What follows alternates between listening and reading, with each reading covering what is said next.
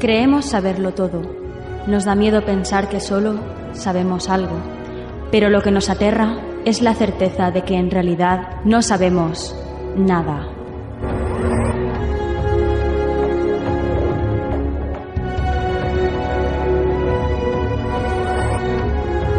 Sígueme por los canales que atraviesan la oscuridad. Remaremos sin descanso. Iluminaremos juntos los caminos de la noche, abriéndonos paso por el canal del misterio.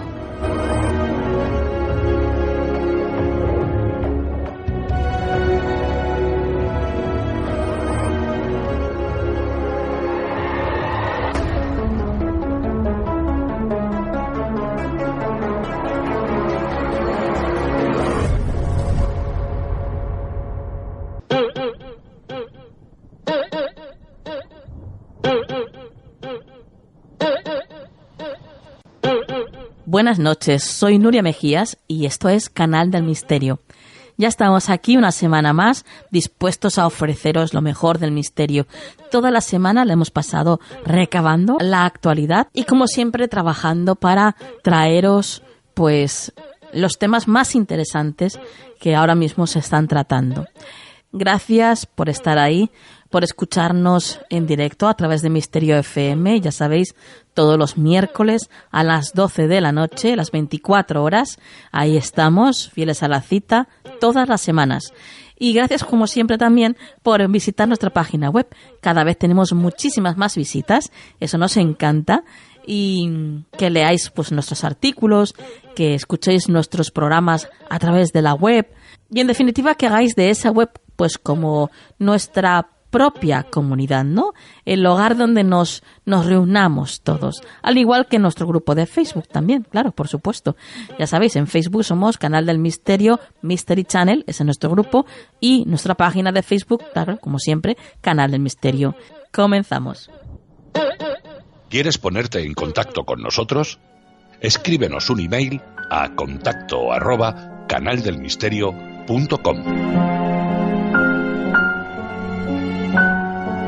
El cajón de Nuria en Canal del Misterio. Esta noche abrimos el cajón de Nuria y nos encontramos en él el libro titulado Tras la huella del misterio de José Antonio Roldán. Todos conocéis ya a José Antonio porque ya ha estado en varias ocasiones en el programa y, como sabéis, es escritor y divulgador del misterio, además de copresentador en el programa En la Búsqueda y colaborador de varios medios de comunicación. Como os decía, a continuación vamos a sumergirnos en las páginas de su último libro, un libro donde recoge varias de las investigaciones de campo a lo largo y ancho de lo que es el territorio español. Buenas noches, José Antonio.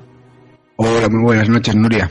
Abrimos tu libro y vamos a hacer pues un breve recorrido por algunos de los casos que tú has podido investigar a pie de calle. Como por ejemplo, uno que nos ha llamado bastante la atención porque aquí en el programa somos muy amantes de los animales y me refiero en concreto al caso de los fenómenos paranormales en un cementerio de animales. ¿Qué es lo que ocurre en este cementerio, José Antonio?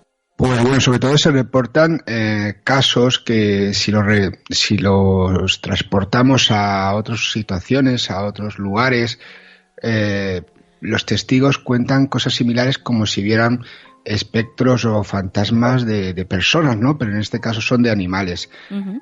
Hace ya bastantes años que tuve la oportunidad de conocer el caso, está geográficamente cerquita de donde vivía antiguamente, en Torrelles de Llobregat, que muchos conocerán aquí porque tienen un parque de atracciones llamado Cataluña en miniatura. Pues muy cerquita de allí está ubicado desde hace bastante tiempo este cementerio de animales, ¿no? Eso sería algo normal. Hay bastantes cementerios en el territorio español. Uh-huh. A través de digamos, la persona que lo regenta, que tuvo la idea hace bastantes años, primero enterrando a sus propias mascotas y luego pues ya con más gente creando un cementerio. Y bueno, y ahora incluso pues es como un cementerio normal y lo llevaba pues Josep Gimeno a través de un granero llamado Padró. Pues nos comentaba que algunas personas decían haber visto el espectro de mascotas, ¿no? Hay casos tan fuertes como el de un perro llamado Dan, que en las inundaciones como en el Llobregat, en el río Llobregat, en la zona sobre todo del Baix Llobregat, en la comarca, pues salvó a bastantes personas y bueno, está enterrado allí y hay personas que dicen haberlo visto, incluso algunas de ellas que fueron salvadas por este perro. Un caso de una niña que ya es una mujer mayor, ¿sí? y no deja de ir a ver la tumba y a cuidarla como si fuera la de un familiar, ¿no? Y también pues historias que nos comentaban también de personas que han pasado por la zona, por las cercanías, por la calle, la carreterita que está alrededor del cementerio y que han notado como algo les tiraba de la pierna, del pantalón, incluso un hombre nos comentaba de una especie de chaqueta, de pelliza que llevaba y que salió corriendo, ¿no? No nos cuentan historias de miedo, pero sí, sobre todo, ante todo, historias muy emotivas, ¿no? Porque algunas personas nos comentaban eso, que habían visto su mascota allí, pero como si estuviera con vida, pero lógicamente sabían que no estaban porque están muertas y iban precisamente a llevar flores o a cuidar el nicho o en la tumba, porque hay varias versiones, ¿no? Es un caso que está abierto, que me siguen reportando de vez en cuando alguna historia, gracias a que conozco a la gente que lleva el cementerio, y nada, muy a tener en cuenta, ¿no? Sobre todo para ver que no solo se aparecen los espectros o los fantasmas de seres humanos, ¿no? Sino también claro, de animales. Sí, además, por lo visto, se oían ruidos como si fueran de animales en el mismo cementerio, ¿no? Sí, se escuchaban y se escuchan. Lo que pasa que, lógicamente, como viene, Nuria, gente de todo el territorio español, incluso desde fuera de España, porque por lo que fuera, pues vivían aquí, entraron a sus mascotas y luego se marcharon. Claro. Y sin embargo vienen periódicamente, pues es difícil de que luego te comenten si han vivido algo, pues que te lo comenten, ¿no? Pero sí que hemos encontrado varios casos que nos comentaban eso, que escuchaban ruidos extraños procedentes de ahí, ¿no? Como cada caso que está relacionado con lo paranormal, pues hay que coger los datos, tenerlo todo en cuenta. Y bueno, hemos intentado hacer en algunas ocasiones algún tipo de experimentación, pero no hemos podido recoger nada por ahora. Psicofonía ni nada por el estilo, ¿no? No, a ver, yo es que el tema de la psicofonía soy muy crítico en el sentido de que yo intento experimentar y luego es muy difícil el criterio de análisis, ¿no? No es sencillamente escuchar a ver qué significa, y en este caso, pues imagínate, no es qué significa, porque estaríamos hablando de voces o, por llamarlo de alguna manera, de mascotas, ¿no? ¿Cómo identificar eso?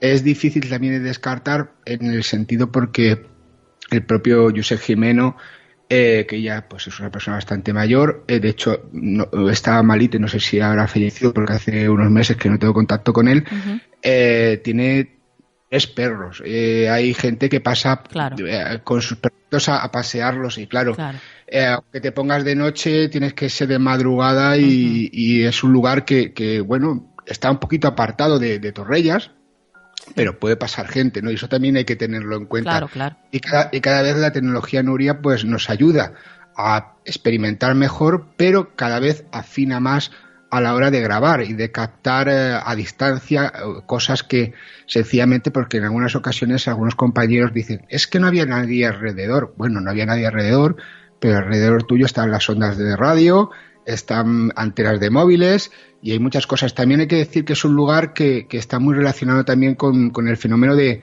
ver luces extrañas, ¿no? Que también hemos tenido la oportunidad, que nos han comentado que había unas leyendas de que ya desde bastante antiguo que veían luces extrañas. Un lugar telúrico para algunas personas y bueno, muy especial. Es fácil de visitar y lógicamente quien quiera ir, en el libro pongo todos los datos, pero hay que tener en cuenta que es un cementerio, que es un lugar al fin y al cabo privado y que tampoco se puede poner uno ahí a intentar captar psicofonías sin pedir permiso.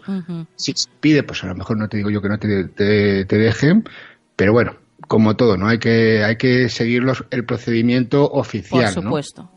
Claro que sí. Nos dices que se aparecen, por lo visto, ciertas luces extrañas en este lugar, también como en Montserrat, ¿no? Otro de los lugares que también tocas en tu libro. Bueno, hay quien dice que son luces y hay quien dice que directamente son ovnis. Bueno, hay que separar un poco el Montserrat mágico, la montaña que ya de por sí nadie puede decir que no es mágica, por todo lo que se cuenta, por todo lo que la envuelve, ya no solo por la Virgen de Montserrat, por la abadía de Montserrat, por la historia de la búsqueda del Santo Grial, que incluso estuvo allí pues a Himmler. Los monjes benedictinos tuvieron la santa pachorra de que, por ejemplo, cuando Francisco Franco fue a visitar la abadía, pues el hombre, ya que es caudillo, no voy a llegar a la hora, ¿no? Pues se ve que llegó tarde y los monjes habían quedado a una hora y los dejaron plantado allí en la explanada de la abadía de Montserrat. Estamos hablando en plena dictadura franquista, ¿no? Sí. Ya de por sí tiene una historia, ¿no? que es muy fascinante. Tengo la suerte hoy en día de que los tengo muy cerquita. Y lo que tú comentabas, sobre todo la gente del tema OVNI, cuando busca en Google, pues ahora les salen los avistamientos de los meses, de cada mes, del día 11, ¿no? Del contactado Luis José Grifol. Pero bueno, es algo más, es muchísimo más. De hecho, la historia de las luces, los supuestos ovnis en Montserrat viene de bastante más lejos, incluso con desapariciones extrañas.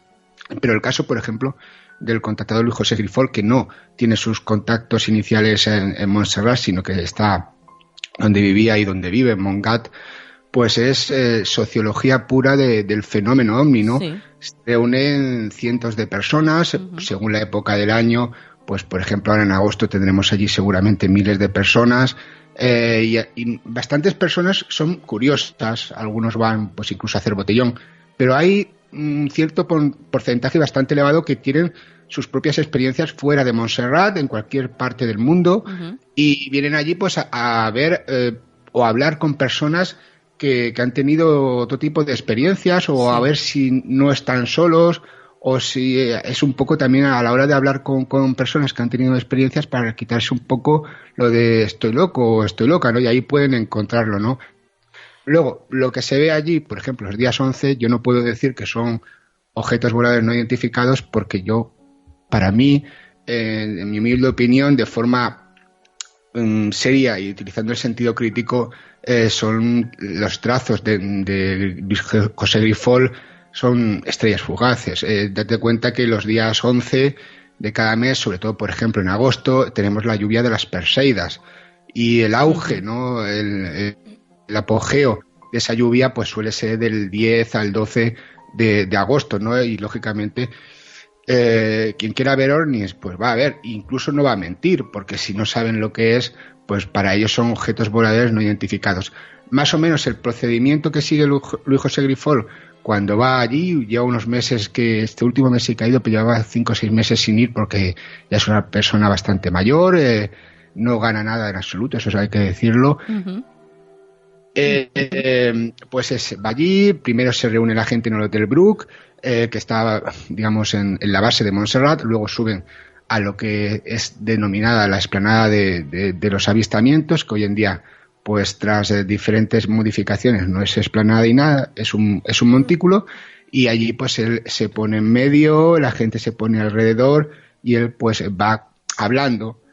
Luis José Grifol, lo que pasa es que según cómo va el día y según lo que ha visto en la televisión o en las noticias, pues comenta cosas de todo tipo, ¿no? Sí. Y luego hace, en la mayoría de ocasiones, algún tipo de pregunta que los trazos que él dice que se ven, que ya te digo yo que para mí son explicables, pues contestan, ¿no? Y esos trazos, según él, son ellos, son esas entidades extraterrestres que dice haber visto o que le acompañan durante estas décadas. Y luego, pues allí, pues eso, sociología pura del fenómeno ovni. Cuando pasan un tipo de trazo, pues hay gente que sí que no ve el trazo, ya ve directamente naves extraterrestres, otras ve el trazo, otras no ven nada y otras pues niegan que ni siquiera sean estrellas fugaces. Ahí he visto cosas de todo tipo, Ujú. programas de radio, de televisión que hacen quedadas, gente que, como te decía, van a hacer el botellón, y bueno, gente pues aficionada al tema del misterio, y luego gente que, como te decía, han tenido experiencias relacionadas con el fenómeno ovni y van allí a ver si hay otros testimonios. También he recogido, como te decía, avistamientos en la montaña de Montserrat, pero no en los días 11, como Correcto. el de Sebastián Barceló, que le ocurrió el 22 de noviembre del 2001 y que, bueno, que vio para él un ovni, una nave, pues le impactó muchísimo. Ahí lo describo en el libro y enseño un croquis, también sale Sebastián Barceló, la fotografía de él, y cuando lo comenta, me lo ha comentado a lo largo de estos años, decenas de veces. El hombre lo vive, o sea, lo revive más que vivirlo. Ujú. No te cuenta, no te narra algo que le ha sucedido, ¿no? No, lo está viviendo y tú estás viendo en sus ojos, en su nerviosismo, que ese hombre algo tuvo que ver. Yo no te puedo decir que fuera una nave de procedencia del planeta Neptuno, o sea, o de Ganímedes, ¿no? Pero el hombre algo vivió, ¿no? Y cuenta su verdad y realmente pues es algo que le impactó, ¿no? Y como te decía, pues eso, un poco este caso de Sebastián Barceló unido a otros casos que puedo recoger en el libro que no ocurren los días 11, y los días 11 pues tiene el enclave de Montserrat como uno de los más importantes del mundo, ¿no? En cuanto a la fenomenología ovni. Yo tengo que decirte que hace unos meses estuve en Montserrat, no lo conocía, visité la montaña y bueno, tengo que decirte que nosotros sí que vimos luces extrañas. No era un día 11, pero sí que vimos luces muy, muy extrañas. Bueno, aparte de un bólido, que también vimos, que fue algo alucinante de ver, vimos luces, ya te digo, en la montaña, en la misma montaña, vimos luces bastante, bastante extrañas. Pero claro, como bien dices, no podemos asegurar que fuera nada, ¿no? Ni ovnis ni nada por el estilo. Ahora, raras eran, ¿eh? Que, si no, pero precisamente, si hay que ver algo extraño en esta zona de Cataluña, mejor que Montserrat no va a haber nada, porque según el día, ahora no sé el tipo de clima que hizo ese día que fuiste allí, astronómicamente es magnífico la posición de Montserrat y se puede ver el cielo maravillosamente. Sí. Y si hay algo, lógicamente se va a ver. Sí. Claro, luego hay que tener en cuenta pues el paso que tú decías de bólidos, de satélites artificiales, de muchísimas cosas, y luego luces, incluso que han visto testigos que no son en los cielos, sino que es en la propia montaña. En la montaña, sí. La propia montaña. Son muchos casos y, bueno, ojalá supiéramos qué son cada caso, ¿no? Y en este caso, por ejemplo, tu experiencia personal. Vamos ahora a por el caso de la anciana fantasma de Nigrán. José Antonio, vaya título le has puesto a este caso. Cuéntanos. Bueno, pues básicamente es lo que cuenta la gente de allí, de esta población, de esta localidad cercana a Vigo. Es una casa normal y lo he puesto porque es un caso tipo de este tipo de fenomenología, sobre todo poltergeist, que hay varios vecinos que comentan, pues eso, que han visto en esa casa que está entre, por lo menos en aquella época que pude investigarlo, estaba entre habitada porque tenía propietarios, de hecho los herederos de esta anciana, y bueno, pero tampoco vivían en ella. Hay una historia también muy de esta un poco rocambolesca, familiar, que no tiene que ver nada con la fenomenología paranormal, pero que te sirve para conocer el caso en sí. Y lo importante es eso, que gracias a que estuvimos en Vigo en una quedada del programa que realizaba en aquel momento junto a mi hermana llamado Años Luz, pues aprovechas que vas a un sitio, que viajas, pues como en este caso tú vienes aquí a Barcelona y si puedes, lógicamente vas a ir a Montserrat. Claro.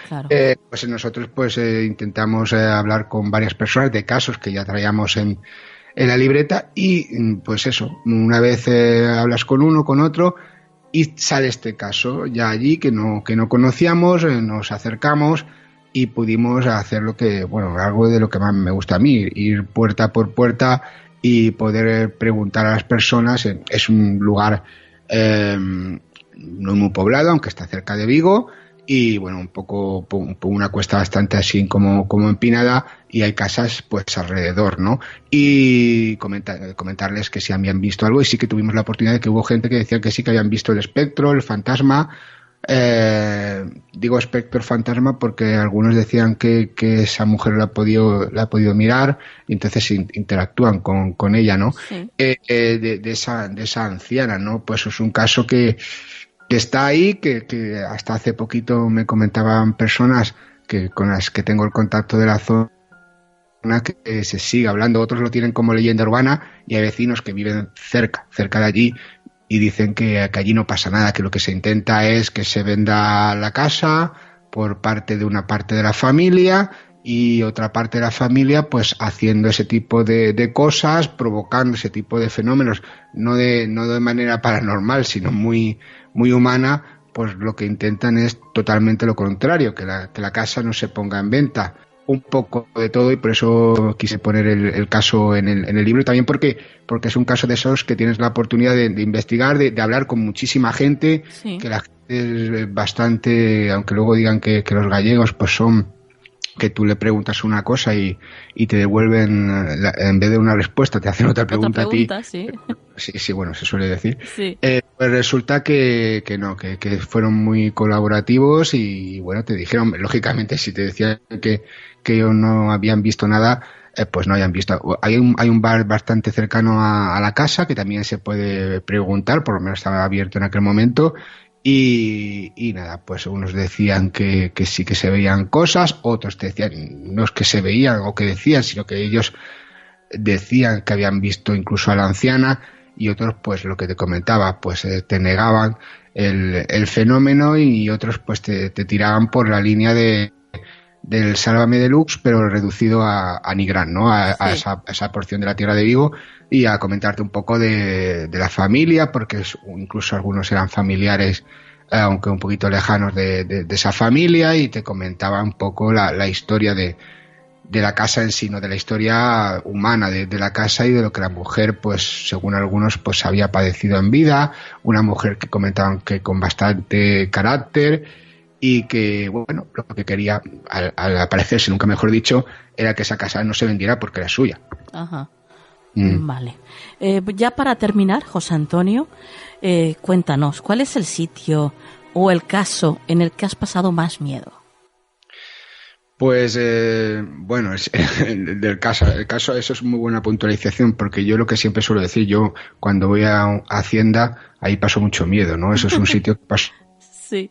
mucho miedo, pero de este tipo, a ver, miedo no, pero por ejemplo, impactar, como impactó en el caso que pongo del tanatorio de Ceuta, sí, porque pude experimentar el fenómeno en persona. Ya no estamos hablando, por ejemplo, de ir a un sitio a experimentar, intentando captar parafonías, o como se quiera llamarle, sino que cuando llegamos allí, pues del día 28 al 29 de noviembre del 2002, pudimos grabar algo que se escuchaba a simple oído, ¿no? Que algunos han denominado lamentos, ¿no?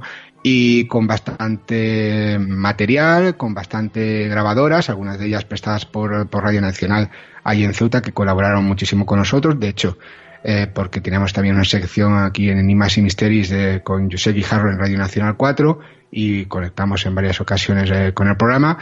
Y nada, eso me impactó por la cantidad de testigos, por poder vivir el fenómeno y poder grabar el fenómeno allí, y porque, por ejemplo, como cuento en el libro, cuando tú estabas abajo y yo estaba con una de las testigos, y mi hermana Marisol estaba arriba con otra de las testigos auxiliares de allí de vigilancia, pues si tú estabas abajo creías que la procedencia de los sonidos era en la planta de arriba, y cuando estabas arriba ellas creían que la procedencia de los sonidos estaba abajo, ¿no? El origen.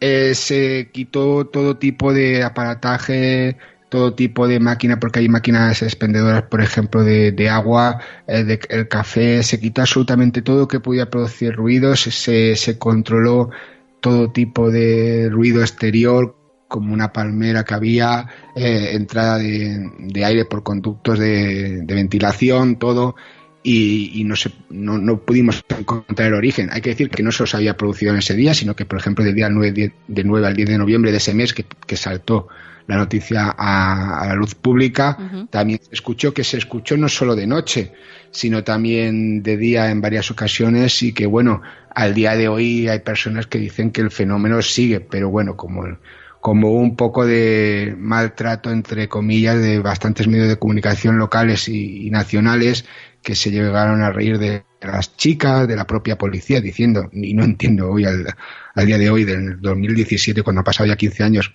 el por qué dijeron que habían dado carpetazo al asunto, que querían cerrar el asunto la policía porque hubo una intervención policial. Pongo el parte en el libro, todo lo contrario, Nuria. O sea, cuando tú vas a los sitios con amabilidad, pues bueno, te puedes encontrar como todo, ¿no? Como si vas a comprar y te encuentras un vendedor amable, una vendedora, o uno que es un poco más cortante, ¿no? Pues en este caso, si tú vas con amabilidad a todo el mundo, pues se te suele tratar más o menos igual, ¿no? Y en este caso la policía de Ceuta, de la ciudad autónoma de Ceuta, no solo no quiso dar carpetazo al asunto, sino que fue amable en grado sumo. De hecho, en ocasiones mi hermana y yo flipábamos de lo amable que eran, porque el intendente de policía, superintendente, el jefe de policía de allí, Ángel Gómez Prieto, obligaba, pero no entre comillas, no obligaba a sus mandos inferiores a que nos comentaran cosas del caso, casos que le habían sucedido a ellos.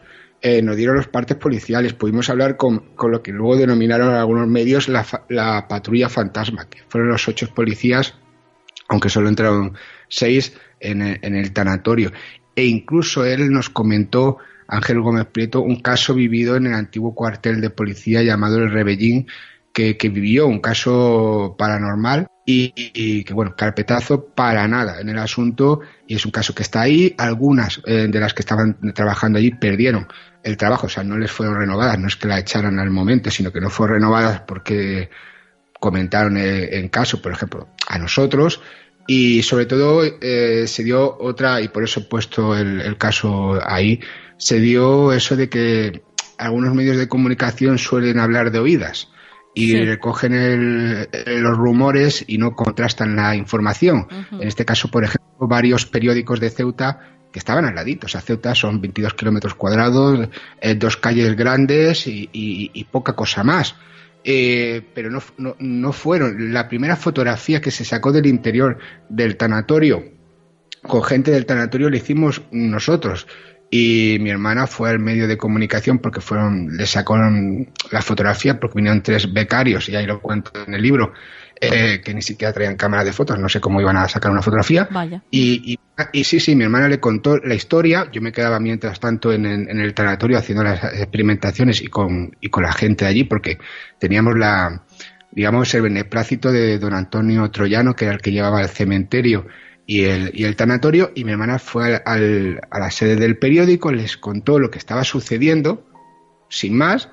Y luego, cuando tú ves a la mañana siguiente, coges el periódico y lo lees, te quedas diciendo, esto es como, no sé, esto sí que es paranormal, porque es que no tenía que ver absolutamente nada con lo que estaba pasando, con lo que estaban comentando. Ya. Pero lo malo, que eso que sale en el periódico local, luego los periódicos nacionales, para que hoy en día hablen de que se copia o se plagia, ¿no? O, bueno, como dijo el Luis Racionero, que fue director de la Biblioteca Nacional, que le hagan un homenaje, ¿no?, a ese periódico de Ceuta, es que copiaron a saco. Y claro, luego lo que se dijo a nivel nacional no tenía que ver absolutamente nada con lo que estaba pasando. Claro. Una pena porque en aquel momento, pues tanto el jefe, el que llevaba el cementerio, don Antonio Troyano, y el tanatorio, pues nos dejó hacer lo que, o sea, nos dio facilidades de todo tipo. La gente de allí, las vigilantes, los testigos, los policías, o sea, todas las facilidades del mundo, pero lógicamente tras salir, que sí que estaban locas, que si la patrulla fantasma, que si no sé qué, pues la gente, pues, quieras que no, son personas humanas, tienen que seguir trabajando. En aquel momento, pues en Ceuta, pues el trabajo tampoco es que estuviera en abundancia, y imagínate ahora, pues sí, claro, algunos nos comentan y algunas que algo suele suceder allí de vez en cuando, pero siguen trabajando y se lo callan. Y mira, te lo digo a ti, pero no lo cuentes. Sí. Y bueno, que ahora lo estoy contando, o sea, imagínate, pero no estoy diciendo exactamente lo que pasa, porque quien vaya allí ahora seguramente no les dejará hacer ningún tipo de prueba ni nada, precisamente por esto, ¿no? Por la mala divulgación, lo cual no entiendo, porque si ya que estás allí, no me refiero a revistas o a nada relacionado con el misterio, sino a medios de comunicación a nivel general. Ves, o sea, si tienes la oportunidad de ir, ves que te digan las personas lo que viven y punto, y luego tú plásmalo, tienes que dar la noticia, tú no tienes que hacer una novela, tienes que poner exactamente lo que te dicen, y es una noticia bastante impactante. Luego las hipótesis que se contaron, que si era el viento, que si eran animales, que si eran niños inmigrantes que estaban recogidos en un colegio un poquito más para arriba, pues todo y fue quedando descartado como se tienen que hacer las cosas, estudiándolas allí. Ojalá hubiéramos encontrado alguna explicación, ojalá algún día se encuentre alguna explicación a aquello que pude grabar allí, ¿no? Pero al día de hoy, pues no sé lo que pasó. Pero a tu pregunta, miedo, quizás no, pero sí que te impacta bastante, ¿no? Porque dices, ya no eres el investigador, pero también eres ya no puedo decir que no soy testigo de lo insólito, ¿no? Porque al que yo lo viví yo, lo pude grabar y ahí lo tengo, ¿no? Uh-huh. Perfecto. Bueno, pues lo dejamos aquí, José Antonio. Ya sabéis, misteriosos, el libro titulado Tras la huella del misterio, escrito por José Antonio Roldán y de la editorial Círculo Rojo. No puede faltar en vuestra biblioteca del misterio, como siempre os digo. José Antonio, lo dejamos aquí, como te decía, compañero. Sigue escribiendo, que nos encanta leerte, y hasta la próxima. Pues muchísimas gracias por el apoyo y nada, nos vemos aquí en donde sea, ¿no? Hablando siempre de misterios. ¿Quieres ponerte en contacto con nosotros? Escríbenos un email a contacto@canaldelmisterio.com.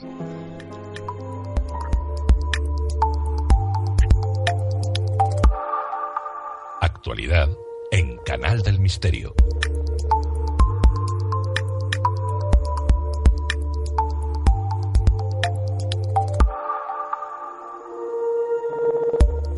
Entramos en la actualidad y ya está con nosotros María Toro.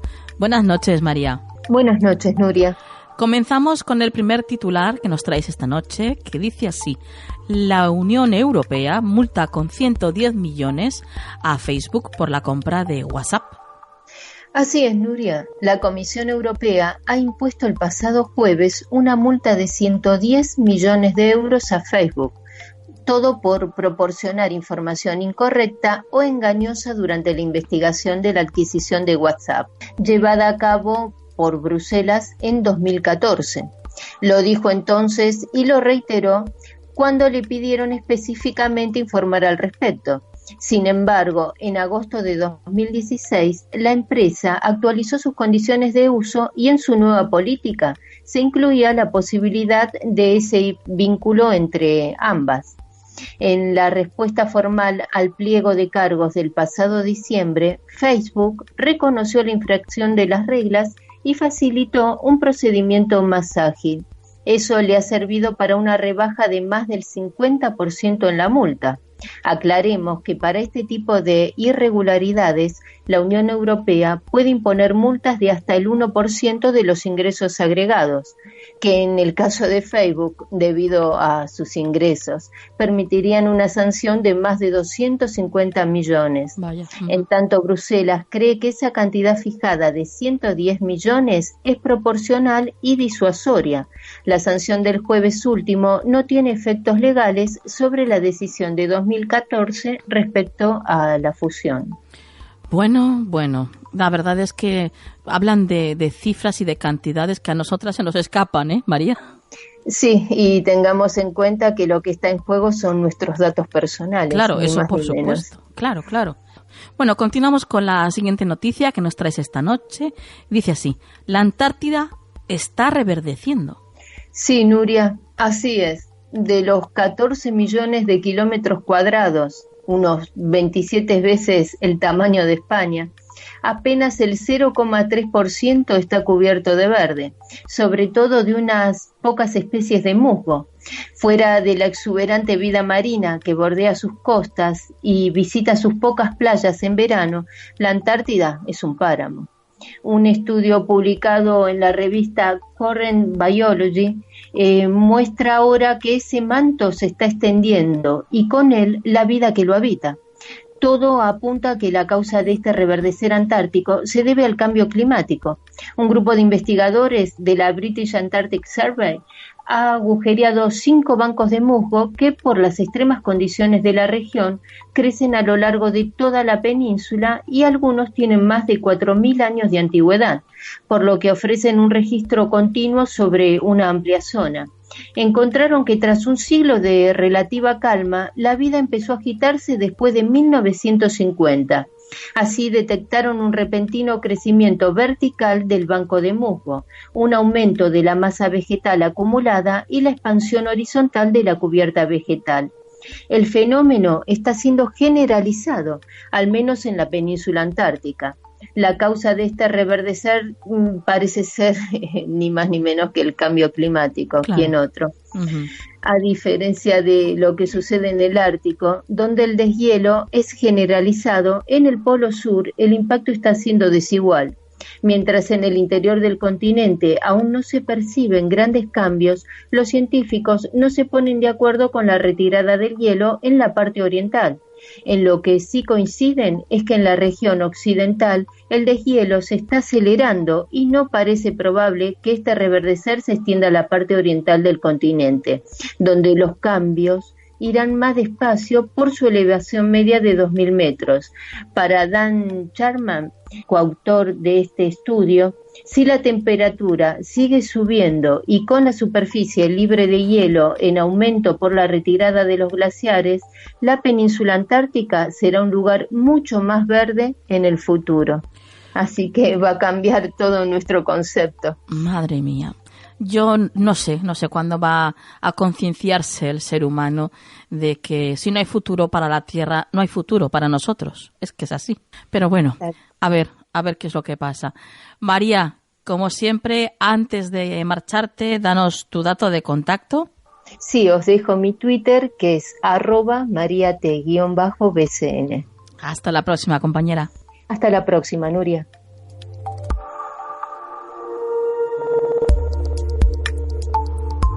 Búscanos en las redes sociales. Estamos en Twitter, Facebook, Google+, Instagram y Tumblr. Somos Canal del Misterio.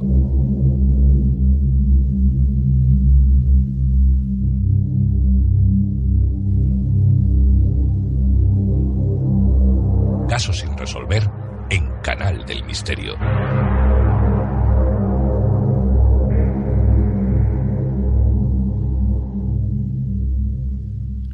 Continuamos con el programa y lo hacemos hablando del caso de la desaparición y posterior aparición de Patricia Aguilar Poveda.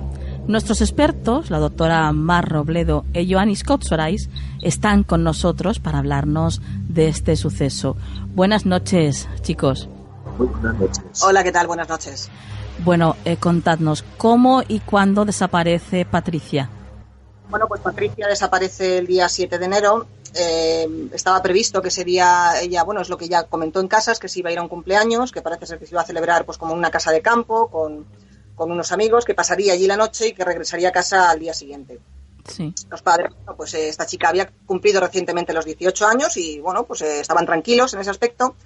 Pero al día siguiente, precisamente el día 8 de enero, la madre descubre que falta dinero. Entonces avisan a Patricia para que vuelva a casa y querían saber qué es lo que había ocurrido, denunciaron a la policía y ahí es cuando ya se empiezan a dar cuenta de que algo raro está ocurriendo, ¿no? Que Patricia pues no contestaba al teléfono. Sí.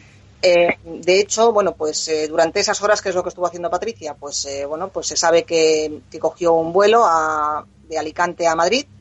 Y en Madrid cogió un vuelo que, bueno, pues era de la compañía aérea, además Air Europa, con destino a Lima, en Perú. Ya desde el avión le envió un último mensaje a sus padres, donde les decía que bueno, pues que ya hablaría con ellos y que ya estaba bien. Un mensaje un poco extraño. Y ahí ya es donde, en principio, los padres le pierden la pista. Uh-huh. Entonces, ¿actualmente se encuentra en Perú? Pues sí, a ver, no se sabe exactamente, que se sepa exacto, porque mira, ha habido informaciones de que intentó entrar en Chile y le denegaron la entrada, también en algún otro país en Latinoamérica, sí. Pero la verdad es que la constancia es que esta chica entró en Lima y no hay constancia de que haya salido de allí. Se le ha perdido la pista. Efectivamente, las autoridades de allí dicen que es muy difícil localizarla porque, bueno, parece ser que se la relaciona con un grupo, pues, un tanto peculiar y peligroso al mismo tiempo. Sí, una agrupación. Exacto, una agrupación y bueno, pues que además los ámbitos en los que se mueven esas personas, pues no son los normales de hacer una vida normal. Por lo tanto, allí no la han podido localizar porque, a ver, hubo un aviso a Interpol porque aunque es una persona mayor de edad que ha desaparecido, pero bueno, la desaparición es bastante inquietante. Y está denunciada como tal, entonces lógicamente se la está buscando. Que nadie piense que porque una persona sea mayor de edad no se la busca, no, se la busca, claro que se la busca. Las autoridades dicen que no pueden hacer un rastreo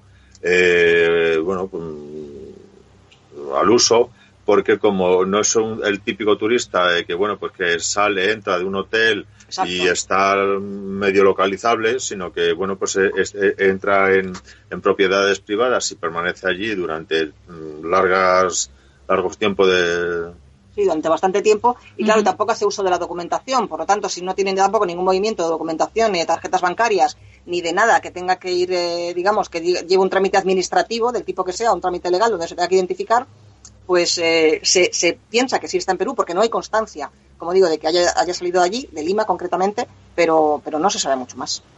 ¿Se sabe si ella cuando se va sola o se va acompañada de alguien? Bueno, pues esto es una gran pregunta. Parece ser que sí que iba acompañada. Y bueno, a ver, las hipótesis con las que está trabajando la policía es que esta chica, pues tiempo antes de cumplir la mayoría de edad, contacta con ella, bueno, pues vamos a llamarla secta, para que todo el mundo nos pueda entender. Sí. Por medio de las redes. Efectivamente, por medio de las redes sociales, contactan con ella y bueno, pues de esa manera la van captando hasta que, bueno, pues esta chica estaba convencida ya y lo que esperaban era que cumpliera la mayoría de edad, que como digo había cumplido poco tiempo antes para marcharse. Entonces, bueno, pues sí que se piensa que iba acompañada. De hecho, cuando esto que te comentaba de que le habían denegado la entrada en Chile, parece ser que también iba acompañada también. ¿Y cuál fue el primer mensaje que ella hace llegar a sus padres? Pues ese primer mensaje que te comento, que se piensa que ella estaba ya en ese momento en el vuelo con destino a Lima y bueno, pues les manda un mensaje que decía, bueno, pues que estaba bien, que no la buscasen. Ha habido varios mensajes que ha enviado. Sí. Uno de ellos es luego envió otro mensaje en valenciano, que escribía efectivamente en valenciano y parece ser, eran unas frases muy extrañas porque la primera parte está escrito en castellano, pero con unas formas de hablar muy más características de la región donde estaba, bueno, pues residiendo en ese momento. Exacto, es más de una forma de hablar más latinoamericana que española. Ajá. Y luego termina el mensaje con unas frases en valenciano que parece ser que a su madre le extrañaron muchísimo porque no estaba demasiado bien escrito y ella, digamos, que no se le daba tan bien, ¿no? Ya. Entonces se piensa que pudo no escribirlo ella.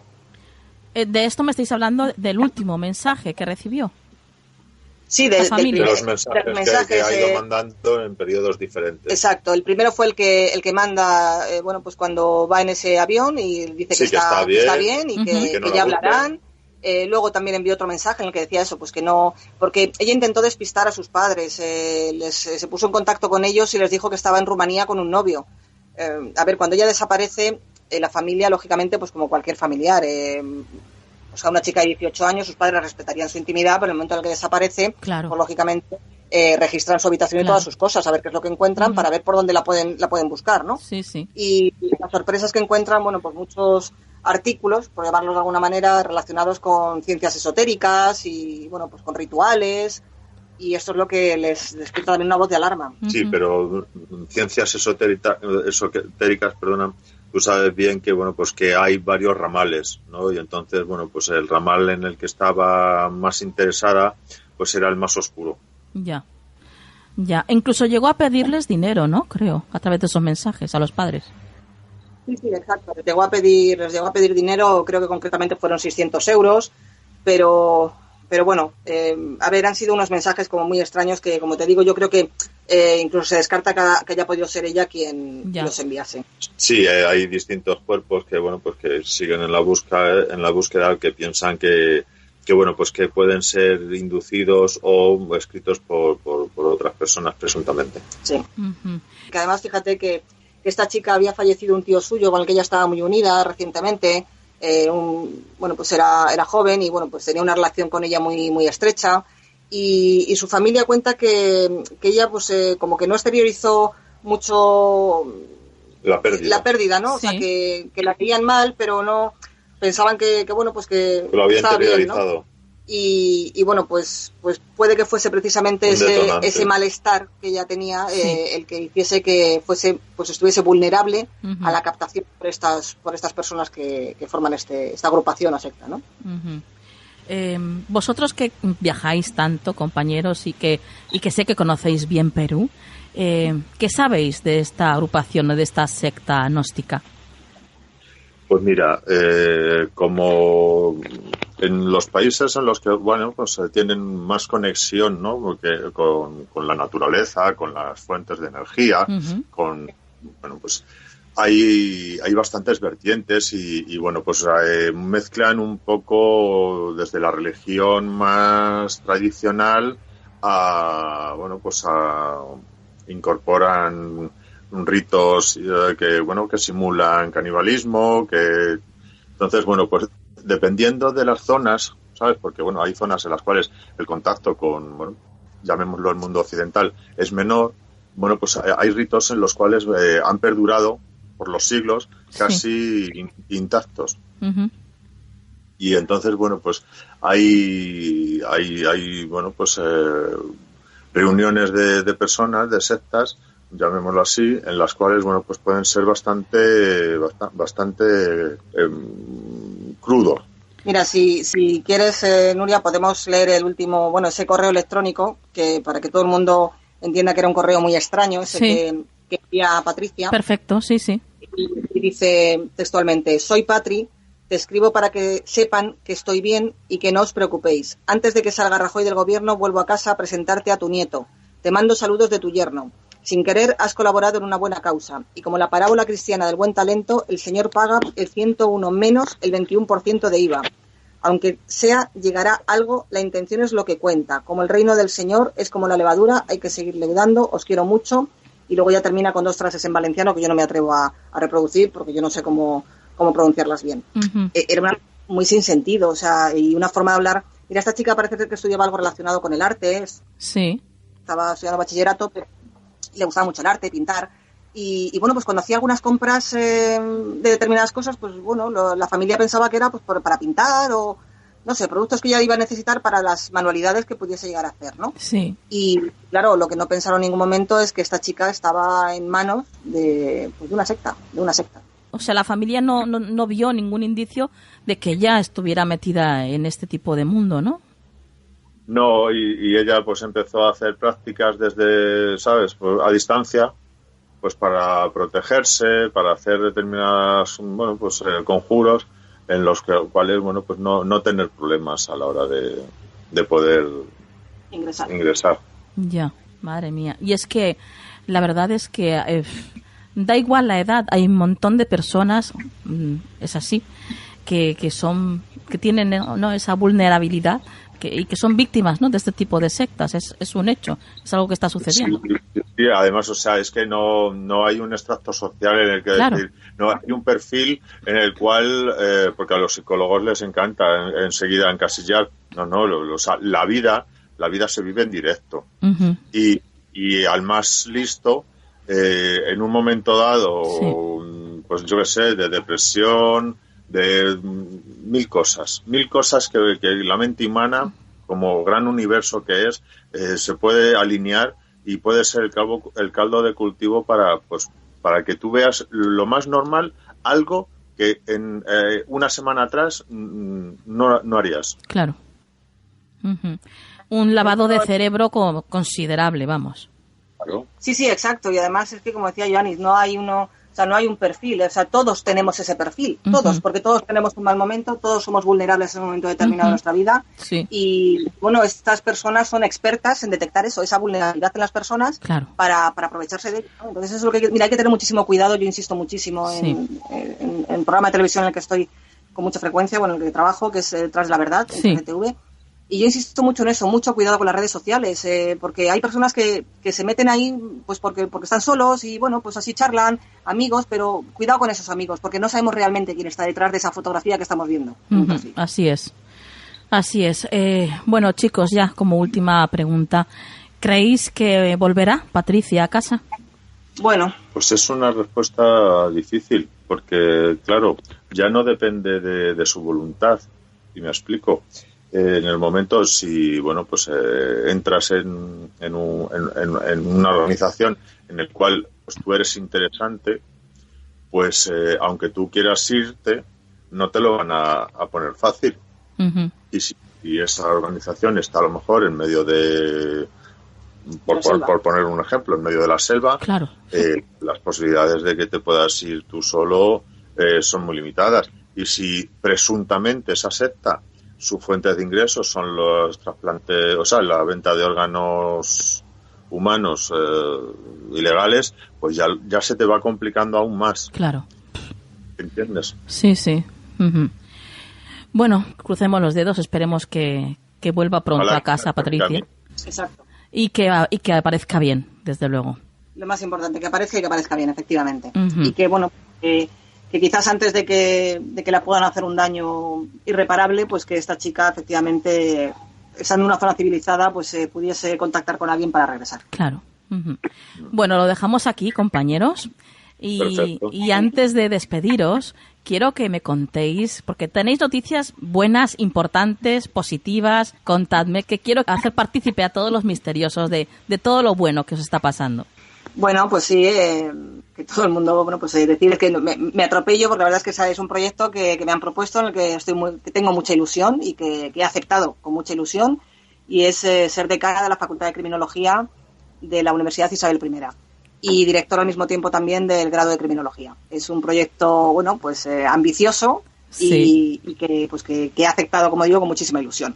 Bueno. Y además, bueno, pues ahí no queda la cosa, sino que también, bueno, pues hay un embrión que va a ser muy interesante, incluso para que la radio pueda participar en esas actividades. Uh-huh.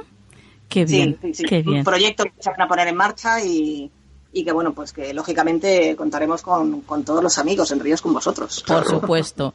Nuestra más sincera enhorabuena, Mar. La verdad es que te lo mereces, ya lo sabes, compañera. Para nosotros eres nuestra crack. Así que, bueno, ya sabéis que yo os deseo el mayor de los éxitos, lo sabéis, ¿verdad? Sí, porque muchísimas gracias, porque hay que decir que Ioannis también colabora con la universidad. Claro, cómo no. Es que tiene que ser así. Hacéis un pack que desde luego... Somos como pues, un 2x1, ¿no? Desde luego. Desde luego. Bueno, compañeros, antes de marcharos, dato de contacto, Twitter, Facebook. Pues ambas cosas. En el Facebook yo soy Marimar Robledo, tal cual, y en el Twitter soy @mmar, 2 M's, M y Mar, _ Robledo. Uh-huh, yo en Facebook es algo muy sencillo, que es Ioannis Koutsouraiz, con cada kilo. Sí. Y luego en Twitter, @Koutsouraiz, y ahí me encontráis. Perfecto. Y si no, en la página de Canal del Misterio, canaldelmisterio.com, en la página de equipo. Efectivamente. Muy bien, compañeros. Pues hasta la próxima. Muchísimas gracias. Un beso grande. Y que sigan los éxitos, ¿eh? Igualmente. Buenas noches. Para todos. ¿Quieres ponerte en contacto con nosotros? Escríbenos un email a contacto@canaldelmisterio.com.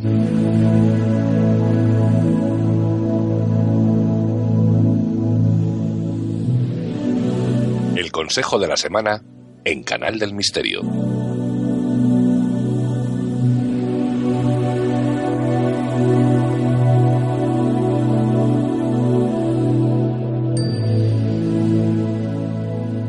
Pues ya estamos aquí en el Consejo de la Semana, una noche más, y ya estamos en compañía de Juan Perdomo. Buenas noches, Juan.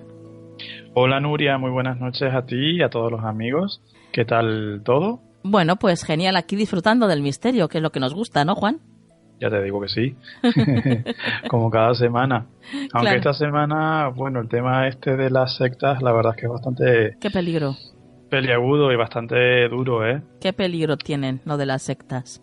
Y es que hay tanta gente hambrienta de que se les haga caso, hambrienta de valores, de conocimiento, que no filtra, Juan, y se entregan pues en lo primero que encuentran. Exacto. Y luego por otra parte está la contrapartida, ¿no? Tanta gente que está ahí como satélites pendientes de esas necesidades que tú dices, ¿verdad? Y de esas situaciones personales a veces de desamparo, en muchas ocasiones de desamparo, y que están prestas a aprovecharse, a vampirizar, y lo difícil que es sacar a la gente de ahí, porque claro, sus métodos son tan buenos que es que les hacen ver blanco lo que es negro, literalmente. Así es. Un tema muy duro, ¿eh? Sí, un tema durísimo, porque es que anulan la voluntad por completo de la persona y claro, ya puedes hacer con ella lo que quieras. Y ellos además no son ni conscientes de que se les está haciendo esta manipulación. Al contrario, ellos lo ven como un bien, de hecho. Claro. Y como que son su familia realmente, y son la gente que realmente les quiere, y ya pueden abusar de ellos a todos los niveles, físico, sexual, económico. Pero claro, lo ven como, ya digo, como lo sano, lo normal. Un lavado absoluto de cerebro. Total. Bueno, Juan, tremendo. Vamos a lo nuestro. Vamos a las cartitas. A ver cuál es el consejo que nos dan tus cartas para esta semana que viene. Venga, Nuria.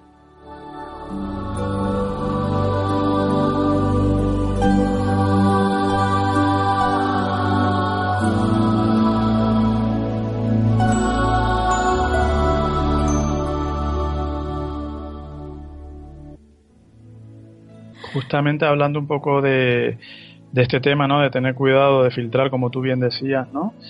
El consejo de esta semana es un 6 de oros que nos viene a hablar justamente, o en parte al menos, ¿no? De las dependencias. De las dependencias puedan ser a nivel económico o a nivel personal. 6 de oros es una carta un tanto ambigua porque puede hablar de ayuda también. Puede hablar de esos momentos en los que estamos un poco abajo y surge esa mano amiga que nos ayuda a levantar, ¿no? Puede ser desde el punto de vista económico, material, o desde el punto de vista personal. Pero también nos lleva a reflexionar sobre cómo nosotros salimos de nuestros propios problemas sin necesariamente depender de una ayuda externa, que a veces es necesaria, por supuesto. Claro. Al igual que al revés, también darla. También es una carta que nos pone el acento, y el consejo de esta semana va un poco por ahí, amigos. Observemos un poco a nuestro alrededor. Puede que haya alguien que necesite ayuda y no lo estemos sabiendo ver, por lo que sea. Pero que esa ayuda no se convierta en una carga para nadie, ¿vale? Que ayudemos esta semana o seamos ayudados, pero sin que eso, como digo, se convierta en una carga. Yo te puedo ayudar en un momento dado, pero no puedo soportar tu carga todo el tiempo, porque eso no es sano para ti ni para mí. Y ahí, como decía, vienen las dependencias, ¿verdad? Y vienen las situaciones esas un poco de que al final se pervierten, al final se degeneran, y ya lo que en principio era una ayuda, luego ya es una carga excesiva, y luego ya quizás es como hacer depender demasiado a esa persona de tu ayuda, ¿no? Sí.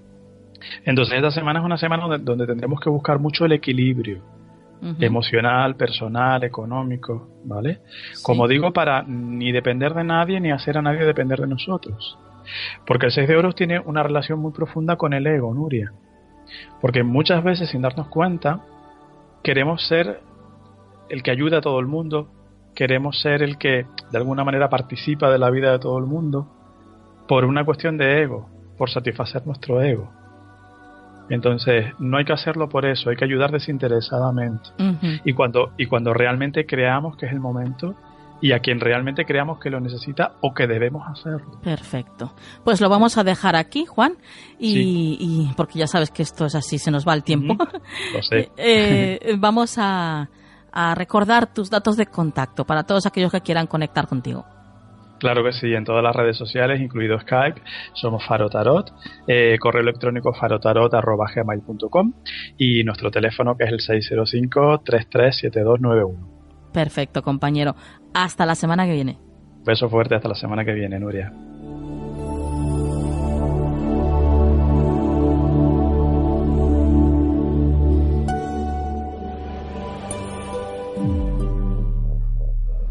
Bueno, pues misión cumplida. Otros 60 minutos que hemos dejado atrás y en los que hemos intentado, como siempre, entreteneros y ayudaros a comprender un poquito más este maravilloso mundo del misterio y acercároslo a vuestras vidas, por supuesto. Y ya os dejo con la frase de la semana. Es fácil creer que somos olas y olvidar que también somos el océano. Que la luz esté siempre en vuestras vidas. Hasta la semana que viene.